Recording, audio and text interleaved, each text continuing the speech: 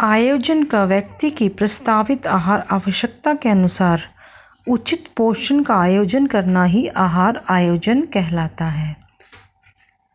पोषण स्तर का हमारे शारीरिक, मानसिक, मनोवैज्ञानिक स्थिति पर प्रभाव पड़ता है, इसलिए प्रत्येक व्यक्ति को उचित पोषण मिलना चाहिए और उचित मात्रा में व्यक्तिगत आवश्यकता के अनुसार होना चाहिए।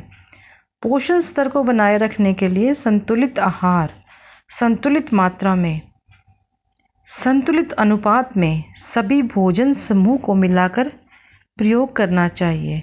इसके लिए ज़रूरी है कि ऐसा आहार हो जो व्यक्तिगत आवश्यकताओं को ध्यान में रखकर और पोषण विज्ञान के सिद्धांतों के अनुसार आयोजित किया गया हो। परिवार की योजना बनाते समय यह देखना कि आहार में दिन भर क्या पकाया जाए, कितनी मात्रा में पकाया जाए, मानसिक संतुष्टि प्रदान करे, शारीरिक आवश्यकताओं के अनुरूप हो, पौष्टिक भी हो और रुचिकर भी हो। इसी को हम आहार आयोजन कहते हैं। यह आहार परिवार के अनुकूल हो, विभिन्नता वाला हो, समय, श्रम और धन की बचत करने वाला हो और भूख को शांत करने वाला हो। इन सब को सम्मिलित करके ही, बातों को ध्यान में रख के ही हम आहार आयोजन करेंगे। आहार आयोजन के कुछ सिद्धांत हैं। देखिए, आहार आयोजन के सिद्धांत: उसके द्वारा पकाया गया भोजन घर के सदस्यों की केवल भूख ही शांत न करे, अपितु उन्हें मानसिक संतुष्टि भी प्रदान करे। इसके लिए तालिका बनाते समय कुछ सिद्धांतों का पालन करना आवश्यक है, जो कि पोषण सिद्धांत के अनुसार आहार आयोजन का पालन करना आवश्यक है, जो कि पोषण सिद्धांत के को ध्यान में रखते हुए आयोजित किया जाए, अर्थात आहार आयु के अनुसार और आहार में प्रत्येक भोज्य समूह के खाद्य पदार्थों का उपयोग होना चाहिए। परिवार की आवश्यकता के अनुसार होना चाहिए। भोजन में विभिन्नता का प्रयोग करना चाहिए। आहार संतुष्टिदायक होना चाहिए। सुबह का नाश्ता, दोपहर का खाना और रात्रि का भोजन, ये सब सिद्धांतों के अनुसार ही होना चाहिए। आहार आयोजन का मुख्य उद्देश्य क्या है?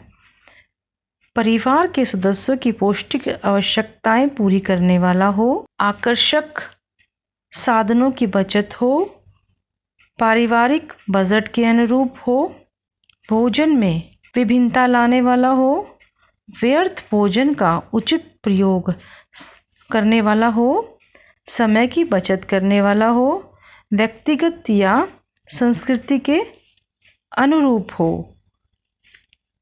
ये भोजन के आहार आयोजन का मुख्य उद्देश्य है। आहार आयोजन को कुछ तत्व हैं जो प्रभावित करते हैं, उन्हें हमें नज़रअंदाज नहीं करना चाहिए। जैसे परिवार की आय, उच्च आय वर्ग कुल आय का 29%, मध्य आय वर्ग 37%, निम्न आय वर्ग 48% भोजन पे खर्च करता है।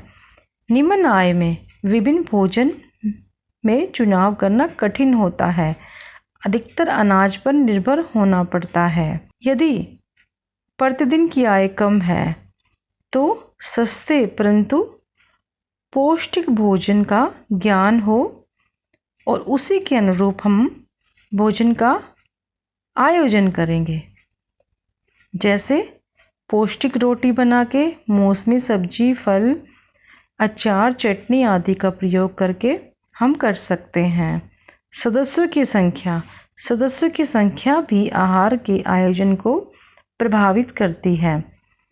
अगर परिवार छोटा है तो अधिक मात्रा में भोजन प्राप्त होगा अगर परिवार बड़ा है तो प्राप्त होने वाले भोजन की मात्रा कम होगी। परिवार के सदस्यों की आयु भी प्रभावित करती है।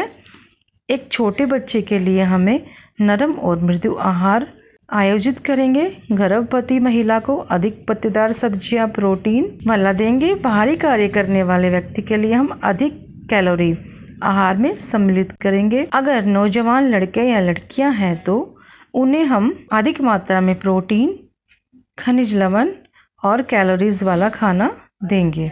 परिवार के सदस्यों का लिंग, यानी कि परिवार में स्त्री और पुरुष हैं तो उनकी आवश्यकताएं भी भिन्न भिन्न होंगी। तो आहार को आयोजित करते समय हम लिंग का भी ध्यान रखेंगे।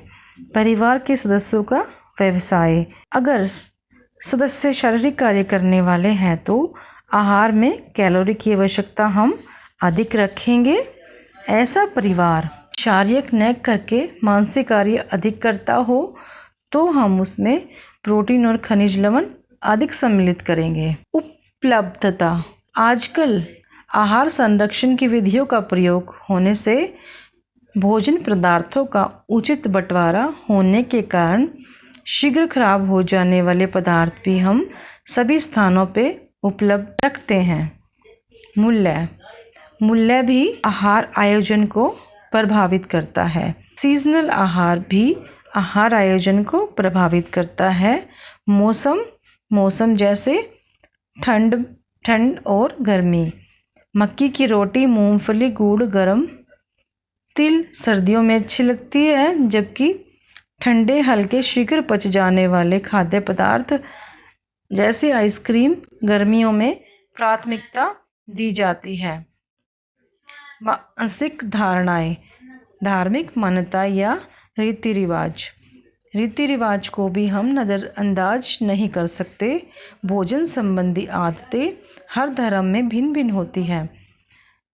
जिस तरह से मुसलमान सूअर का मीट नहीं खाते, हिंदुओं में गाय का मांस निषेध है, बंगाल में विधवाओं को मछली या दूसरे पदार्थ नहीं दिए जाते।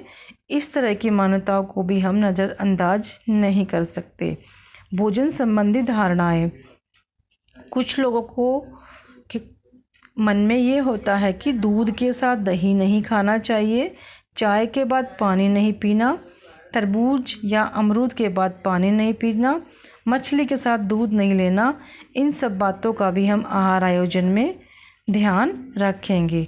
परिवार के लिए आहार आयोजन करने से पूर्व जीवन के विभिन्न सोपान की जानकारी होना भी आवश्यक है। जीवन के विभिन्न सोपान, प्रथम सोपान गर्भावस्था, इसके पश्चात स्तनपान, शैशवावस्था, बाल्यावस्था, किशोरावस्था, प्रौढ़ावस्था, वृद्धावस्था। इन्हीं सभी अवस्थाओं में हम अगले पाठ में पढ़ेंगे कि इन अवस्थाओं में हम किस तरह का आहार आयोजन करेंगे, उनका पोषण स्तर किस तरह से हम बनाए रखेंगे। धन्यवाद।